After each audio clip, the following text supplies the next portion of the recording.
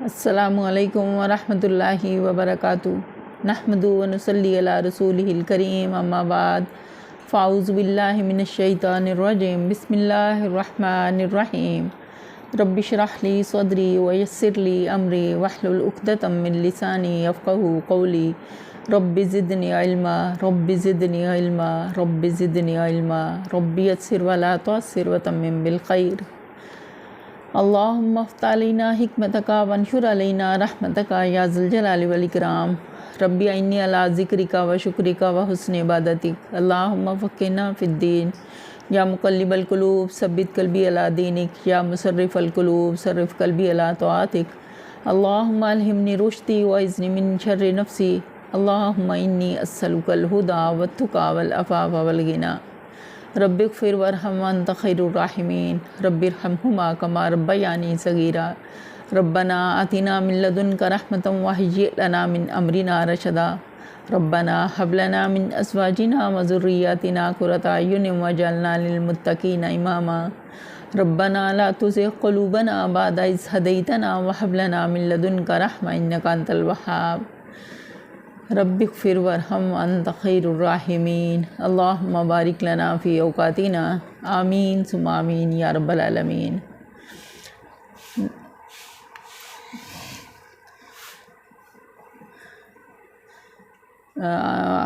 آج کے لیسن کا آغاز کرتے ہیں۔ آیت نمبر 221 تک ہمارا ہوا تھا، انشاءاللہ اس سے آگے آج پڑھتے ہیں۔ اعوذ باللہ من الشیطان الرجیم۔ میں پناہ مانگتی ہوں اللہ کی شیطان مردود سے۔ بسم اللہ الرحمن الرحیم۔ شروع اللہ کے نام سے جو بڑا مہربان نہایت رحم کرنے والا ہے۔ آیت نمبر 222۔ وَيَسْأَلُونَكَ عَنِ الْمَحِيضِ قُلْ هُوَ أَذًى فَاعْتَزِلُوا النِّسَاءَ فِي الْمَحِيضِ وَلَا تَقْرَبُوهُنَّ حَتَّى يَطْهُرْنَ فَإِذَا تَطَهَّرْنَ فَأْتُوهُنَّ مِنْ حَيْثُ أَمَرَكُمُ اللَّهُ ان اللہ یحب التوابین و یحب المتطہرین۔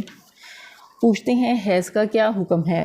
کہو وہ ایک گندگی کی حالت ہے، اس میں عورتوں سے الگ رہو اور ان کے قریب نہ جاؤ جب تک کہ وہ پاک صاف نہ ہو جائیں، پھر جب وہ پاک ہو جائیں تو ان کے پاس جاؤ، اس طرح جیسا کہ اللہ نے تم کو حکم دیا ہے۔ اللہ ان لوگوں کو پسند کرتا ہے جو بدی سے باز رہیں اور پاکیزگی اختیار کریں۔ یہاں اللہ تعالیٰ نے عورتوں کی ایک خاص بیماری یا اس کا ذکر کیا ہے، اس کے ایام کا جو ہر ماہ اس کے اوپر آتے ہیں، جن کو ایام حیض کہا جاتا ہے، جس میں عورت وہ ایک گندگی ہے، بیماری ہے، اور بلکہ ایک طبی حیثیت سے وہ ایک ایسی حالت ہے جس میں عورت تندرستی کی بنسبت بیماری کے زیادہ قریب تر ہوتی ہے۔ اس میں اللہ تعالیٰ نے کیا حکم دیا کہ ان کے قریب نہ جاؤ۔ ان کے قریب یہ جانے کا یہ مطلب نہیں ہے کہ ان کے ساتھ بیٹھو نہ، کھاؤ پیو نہ، یا بات چیت کرنا بند کر دو، جس طرح کے یہود اور ہنود اور باقی دوسری قوموں میں دور جاہلیت میں اختیار کر رکھا تھا، اور آج کے بھی بہت سارے کہہ لیں کہ ترقی یافتہ ملکوں میں ایسی چیزیں پائی جاتی ہیں کہ وہ عورتوں سے بالکل لا تعلق ہو جاتے ہیں، ان کے ہاتھوں سے کھانا پینا حرام سمجھتے ہیں، ان کے پاس نہیں بیٹھتے یا ان کو اپنے پاس بیٹھنے نہیں دیتے۔ تو ایسا کچھ بھی نہیں۔ اللہ تعالیٰ نے اس آیت میں جو حکم فرمایا ہے وہ یہ ہے کہ ان کے ساتھ میاں بیوی والا تعلق جیسے مباشرت نہیں کرنا اس حالت میں جب کہ وہ پاک نہ ہو، اور کب کرنا ہے؟ جب وہ پاک صاف ہو جائیں، نہا کر غسل کر لیں، جب ان کی حالت وہ ختم ہو جائے۔ قرآن مجید اس لیے اس نے الگ رہو اور قریب نہ جاؤ کے الفاظ استعمال کیے ہیں قرآن کے پاکیات میں۔ اس کا یہ مطلب نہیں کہ حائضہ عورت کے ساتھ ایک فرش پر بیٹھنے یا ایک جگہ کھانے پینے سے احتراز کیا جائے اور اسے بالکل اچھوت بنا کر رکھ دیا جائے، بلکہ جیسا کہ یہود اور ہنود اور بعض دوسری قوموں کا دستور ہے۔ نبی صلی اللہ علیہ وسلم نے اس کو حکم کی جو توضیح فرما دی ہے، اس سے معلوم ہوتا ہے کہ اس حالت میں صرف فعل مباشرت سے پرہیز کرنا چاہیے، باقی تمام معاملات تعلقات بدستور برقرار رکھنے چاہیے۔ یہاں حکم سے مراد حکم شرعی نہیں ہے، بلکہ وہ فطری حکم ہے جو انسان اور حیوان سب کی جبلت میں اللہ نے ودیعت کر دیا، اور جس سے ہر متنفس بالطبع واقف ہے۔ اگلی آیت ہے نساؤکم حرث لکم فأتوا حرثکم انا شئتم وقدموا لانفسکم واتقوا اللہ واعلموا انکم ملاقوہ وبشر المؤمنین۔ تمہاری عورتیں تمہاری کھیتیاں ہیں۔ اللہ نے کتنی خوبصورت تشبیہ دی، عورتوں کو تمہاری کھیتیاں کہا۔ کھیت جو کتنے زیادہ دیکھنے میں دل پسند انسان کو لگتے ہیں، اس میں جانا انسان کو مرغوب ہوتا ہے، وہاں کے مناظر انسان کے دل کو خوش کرتے ہیں، ٹھنڈا کرتے ہیں، اور انسان وہاں سے پیداوار حاصل کرتا ہے، اپنی زندگی کی ضروریات حاصل کرتا ہے۔ بالکل اسی طرح اللہ تعالیٰ نے انسان کے لیے، عام مرد کے لیے عورت کو اس کی کھیتی قرار دیا۔ تمہیں اختیار ہے جس طرح چاہو اپنی کھیتی میں جاؤ۔ کہ دور جاہلیت میں کہ جیسے اس میں کیا تھا کہ بہت ساری ایسی چیزیں تھیں جس میں شریعت کا کوئی حکم ایسا نہیں تھا جس کی انہوں نے اپنے اوپر پابندیاں لاگو کر رکھی تھیں، یا ان کے ہاں ایسی چیزیں پائی جاتی تھیں کہ اگر ہم نے عورت کے پیچھے سے اس کے اپنی خواہش پوری کی، حالانکہ کی اسی جگہ سے جہاں سے اللہ نے ہمیں حکم دیا ہے، تو لیکن اس کے باوجود کیا ہوتا ہے کہ بچہ صحت مند نہیں ہوتا، وہ کسی نہ کسی بیماری کا شکار ہوتا ہے۔ تو اللہ تعالیٰ نے اس سب کی یہاں تردید کر دی، کہا جس طرح چاہو اپنی کھیتی میں جاؤ، لیکن اللہ کی حدود کو نہیں توڑنا، کہ جس طرح اللہ نے حکم دیا ہے اسی طریقے سے اس میں پوزیشن کوئی بھی اختیار کر سکتے ہو، یہ مطلب ہے، مگر اپنے مستقبل کی فکر کرو۔ مستقبل کی فکر سے کیا مراد ہے کہ ایک یہ کہ اپنی نسل برقرار رکھنے کی کوشش کرو، تاکہ تمہارے دنیا چھوڑنے سے پہلے تمہاری جگہ دوسرے کام کرنے والے پیدا ہوں۔ دوسرے یہ کہ جس آنے والی نسل کو تم اپنی جگہ چھوڑ رہے ہو، اس کو دین، اخلاق اور آدمیت کے جوہروں سے آراستہ کرنے میں کی پوری کوشش کرو۔ بات کے فکر میں اس بات پر تنبیہ فرما دی ہے کہ اگر ان دونوں فرائض کے ادا کرنے میں تم نے قصداً کوتاہی کی تو اللہ تم سے باز پوچھ کرے گا۔ اور پھر کہا ہے اللہ کی ناراضگی سے بچو، اور خوب جان لو کہ تمہیں ایک دن اس سے ملاقات کرنا ہے، اور جس دن اللہ سے ملاقات کرنا ہے تو پھر کیا ہے کہ ہمیں اپنے اعمال کا اس کو حساب دینا ہے۔ وَبَشِّرِ الْمُؤْمِنِينَ، اور پھر یہاں اللہ تعالیٰ نے مومنین کو جو اللہ کی حدود کو قائم رکھتے ہیں، اس کے احکامات کے مطابق اپنی زندگی گزارتے ہیں، ہر حالت میں اللہ کی رضا کو آگے رکھتے ہیں، اپنے نبی صلی اللہ علیہ وسلم کی اطاعت کو سامنے رکھتے ہوئے اپنی زندگی گزارتے ہیں، تو پھر اللہ نے ان کے لیے بہت بڑی خوشخبری دی ہے کہ مومنین کے لیے پھر خوشخبری ہے۔ اگلی آیت ہے وَلَا تَجْعَلُوا اللَّهَ عُرْضَةً لِأَيْمَانِكُمْ أَن تَبَرُّوا وَتَتَّقُوا وَتُصْلِحُوا بَيْنَ النَّاسِ وَاللَّهُ سَمِيعٌ عَلِيمٌ۔ اللہ کے نام کو ایسی قسمیں کھانے کے لیے استعمال نہ کرو جن سے مقصود نیکی اور تقویٰ اور بندگان خدا کی بھلائی کے کاموں سے باز رہنا ہو۔ اللہ تمہاری باتیں سن رہا ہے اور سب کچھ جانتا ہے۔ کہ اگر انسان نے جاہلیت میں یا لاعلمی میں کوئی ایسی قسم کھا لی ہے جس کے بعد اسے اندازہ ہوا ہے کہ اس قسم کو کا کفارہ ادا کرنا زیادہ بہتر ہے بجائے اس کے کہ اس قسم کو پورا کیا جائے، کہ اس میں زیادہ نقصان ہے، تو اس شخص کو چاہیے کہ اپنی قسم کو توڑ دے اور اس کا کفارہ ادا کر دے۔ اس کا کفارہ کیا ہے؟ 10 مسکینوں کو کھانا کھلانا، یا انہیں کپڑے پہنانا، یا ایک غلام آزاد کرانا۔ غلام تو آج کے دور میں ہم آزاد نہیں کرا سکتے، تو پھر اس کے علاوہ اللہ نے کیا رخصت دی ہے؟ 3 دن کے روزے رکھنا۔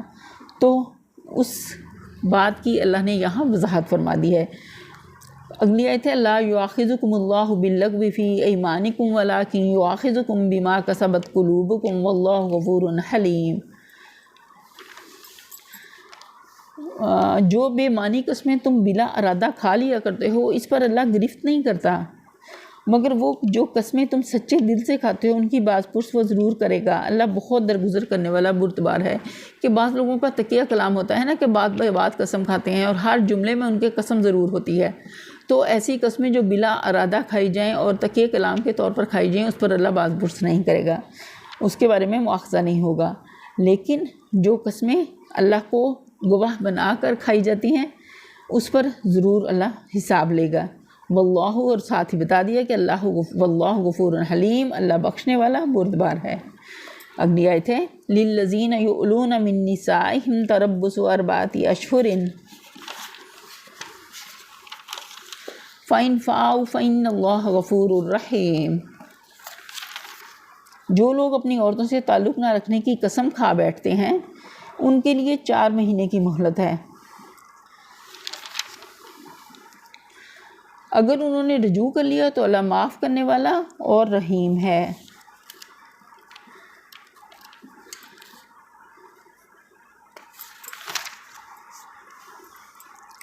اصطلاح شرع میں اس کو ایلا کہتے ہیں۔ میاں بیوی کے درمیان تعلقات ہمیشہ خوشگوار نہیں رہتے، بگاڑ کے اسباب پیدا ہوتے ہی رہتے ہیں، لیکن ایسے بگاڑ کو اللہ کی شریعت پسند نہیں کرتی کہ دونوں ایک دوسرے کے ساتھ قانونی طور پر رشتے ازواج میں بندھے رہیں مگر عملاً ایک دوسرے سے الگ رہیں، گویا کہ وہ میاں بیوی ہے ہی نہیں۔ ایسے بگاڑ کے لیے اللہ تعالیٰ نے 4 مہینے کی مدت مقرر کر دی ہے کہ یا تو اس دوران میں اپنے تعلقات درست کر لو ورنہ ازواج کا رشتہ منقطع کر دو تاکہ دونوں ایک دوسرے سے آزاد ہو کر جس سے چاہیں نکاح کر سکیں اور نکاح کر لیں۔ آیت میں چونکہ قسم کھلانے کے الفاظ استعمال ہوئے ہیں، اس لیے اس سے مراد یہ ہے کہ جہاں شوہر نے بیوی سے تعلق زن و شو نہ قسم رکھنے کی قسم کھائی ہو، صرف وہیں اس حکم کا اطلاق ہوگا۔ باقی رہا قسم کھائے بغیر تعلق منقطع کر لینا، یہ خواہ کتنی ہی طویل مدت کے لیے ہو، اس آیت کا حکم اس صورت پر چسپانا ہوگا کہ دور جاہلیت میں کیا ہوتا تھا کہ عرب کے لوگ خواہ مخواہ عورتوں پر ظلم کس صورت میں کرتے تھے کہ نہ تو ان کو آزاد کرتے تھے اور طلاق کی بھی کوئی حد مقرر نہ تھی، جب چاہتے طلاق دیتے، جب چاہتے اپنے پاس رکھ لیتے، اور ان پر زیادتی کرنے کی وجہ سے ان کو آزاد نہ کرتے کہ وہ کسی دوسرے شوہر کے ساتھ نکاح کر لیں۔ اس چیز کو، اس ظلم کو یہاں پہ روک دیا گیا کہ ایسا کرنا، اللہ نے ان کو اس چیز سے روک دیا کہ طلاق 2 ہی مرتبہ ہے۔ اس کے بعد کیا ہے کہ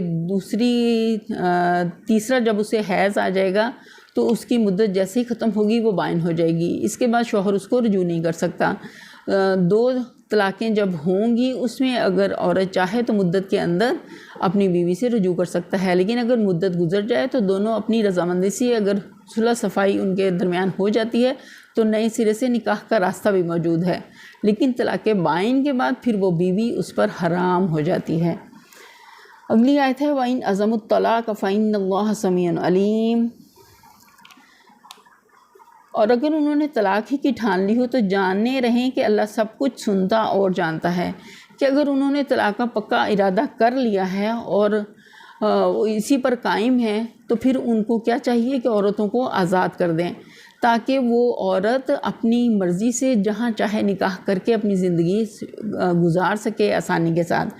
اللہ سب کچھ سنتا ہے اور جانتا ہے کہ اگر کوئی زیادتی کے ساتھ اس کو اپنے پاس روک کر رکھے گا اور پھر اس کو چھوڑے گا نہیں، اس کو اپنی مرضی کی زندگی گزارنے کا حق نہیں دے گا، تو اللہ تو سننے والا ہے، جاننے والا، اللہ پھر اس سے حساب لے گا۔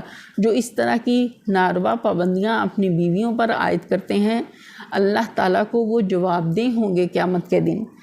تو اللہ نے اسی بات کی یہاں وضاحت فرما دی ہے کہ اگر طلاق ہی دینی ہے تو پھر اس میں بھی احسن طریقہ کیا ہے کہ کچھ دے دلا کر رخصت کرو، لیکن ہمارے معاشرے میں ہوتا کیا ہے کہ جو کچھ عورت کو دیا ہوتا ہے پہلے سے، کہ جیسے کچھ زیور دیا یا کچھ کپڑے لباس بنا کے دیے شادی کے موقع پہ، اب دونوں نے کچھ عرصے تک ایک ساتھ رہے، ہنسی خوشی رہے، لیکن بعد میں اختلافات پیدا ہو گئے، تو جب علیحدگی کی صورت پیش آتی ہے تو کیا ہوتا ہے، گن گن کر ہر چیز لے لی جاتی ہے، حالانکہ حدیث میں اس کی بدترین مثال دی گئی کہ جو چیز ایک دفعہ ہبہ کر دی جائے تاہے وہ خواہ وہ کتنا ہی قیمتی سامان کیوں نہ ہو، زمین بھر سونا ہی کیوں نہ ہو، وہ شوہر اس کو واپس لینے کا مجاز نہیں ہے، جو اس نے اس کی اللہ کی راہ میں اس کو دے دیا اور دونوں نے ایک دوسرے سے فائدہ اٹھا چکے۔ اس کی مثال حدیث میں کیا دی گئی کہ ایسے ہے جیسے کتے نے کیا کی اور اس کو چاٹ لیا۔ اللہ ہمیں ایسی چیز سے بچائے۔ اگلی آیت ہے وَالْمُطَلَّقَاتُ يَتَرَبَّصْنَ بِأَنفُسِهِنَّ ثَلَاثَةَ قُرُوءٍ وَلَا يَحِلُّ لَهُنَّ أَن يَكْتُمْنَ مَا خَلَقَ اللَّهُ فِي أَرْحَامِهِنَّ إِن كُنَّ يُؤْمِنَّ بِاللَّهِ وَالْيَوْمِ الْآخِرِ وَبُعُولَتُهُنَّ أَحَقُّ بِرَدِّهِنَّ فِي ذَلِكَ إِنْ أَرَادُوا إِصْلَاحًا وَلَهُنَّ مِثْلُ الَّذِي عَلَيْهِنَّ بِالْمَعْرُوفِ وَلِلرِّجَالِ عَلَيْهِنَّ دَرَجَةٌ وَاللَّهُ عزیز حکیم۔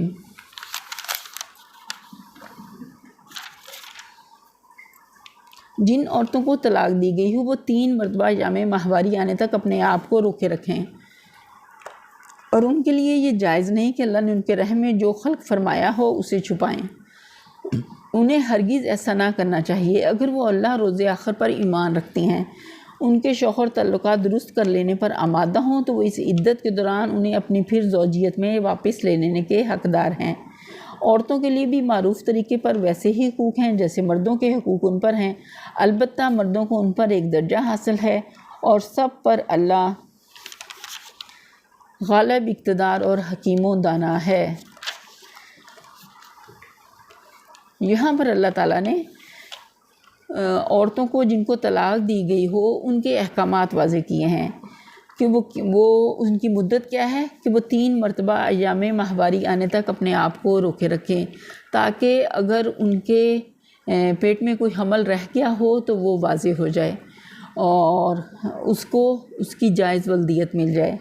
اللہ نے یہاں اسی بات کو واضح کیا ہے کہ انہیں ہرگز ایسا نہ کرنا چاہیے کہ وہ اللہ روز آخر پر ایمان رکھتی ہوں کہ وہ اس کو چھپائیں، وہ اسے چھپا نہیں سکتی، یہ اللہ کا حکم ہے۔ ان کے شوہر پھر اگر 2 طلاقیں دی ہیں اور اسی کے دوران اگر ان کو آپس میں اپنی غلطی کا احساس ہو گیا، شوہر کو بھی اور بیوی کو بھی، تو اور وہ آپس میں اس بات پر اتفاق کر لیتے ہیں کہ اگر ہم آپس میں دوبارہ اچھے طریقے سے رہیں تو ہم اللہ کی حدود کو قائم رکھ سکیں گے، تو گھر والے جیسے نہ تو لڑکی کے گھر والے اس میں رکاوٹ بنے اور نہ لڑکے کے گھر والے، نہ شوہر کے گھر والے اور نہ بیوی کے گھر والے اس میں رکاوٹ بنے، اگر وہ آپس میں اچھے طریقے سے احسن طریقے سے اپنی زندگی گزارنا چاہتے ہیں تو وہ پہلا شوہر زیادہ حقدار ہے کہ اس کے ساتھ اس عورت کو اگر مدت ختم بھی ہو گئی ہو تو اس کا نکاح کر دیا جائے اور وہ اپنے اچھے طریقے سے اپنی زندگی کو گزار سکیں، تاکہ بچوں کے لیے ماں باپ کا سایہ دونوں کے بہت ضروری ہے، جو قائم دائم رہنا چاہیے۔ ہر صورت میں صلح بہتر ہے، اسی کے لیے کوشش کرنی چاہیے۔ اور یہاں پھر واپس لینے کے عورتوں کے لیے بھی معروف طریقے پر ویسے ہی حقوق ہیں، اللہ نے بتا دیا کہ جیسے مردوں کے حقوق ان پر ہیں، البتہ مردوں کو ایک درجہ حاصل ہے۔ وہ ایک درجہ کون سا ہے؟ اللہ نے کمانے کی جو ذمہ داری ہے مرد کو سونپی ہے اور عورت کو گھر کا نگہبان بنایا ہے۔ عورت گھر کے معاملات میں اپنے خاوند کی اطاعت میں زندگی گزارے اور مرد معاش کا ذمہ دار ہے، وہ اس کی ذمہ داری ہے وہ اپنے بیوی کی اور اپنے بچوں کی جائز ضروریات کو پورا کرے، اللہ نے اس پر یہ ذمہ داری ڈالی ہے۔ تو ان سب کا خیال رکھنا عورت مرد کے اوپر حق ہے کہ وہ اس کا خیال رکھے۔ اللہ تعالیٰ نے اپنی آخر میں اس آیت میں اللہ نے کیا بتایا کہ واللہ عزیز حکیم، کہ اللہ غالب اقتدار رکھنے والا اور حکیم و دانا ہے۔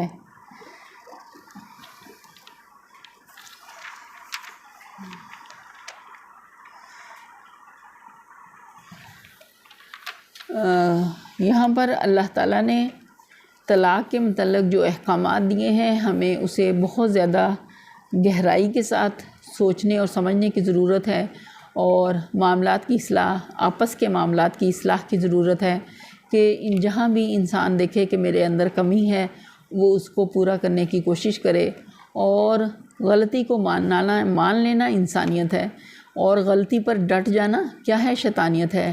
انسان حضرت آدم علیہ السلام جو پہلے انسان تھے، ان سے جب غلطی ہوئی تو فوراً انہوں نے توبہ کا راستہ اختیار کیا، اللہ تعالیٰ سے وہ کلمات سیکھے اور اللہ کی طرف رجوع کیا اور اللہ سے معافی مانگی۔ لیکن شیطان کیا تھا کہ غلطی اس سے بھی ہوئی، لیکن وہ اپنی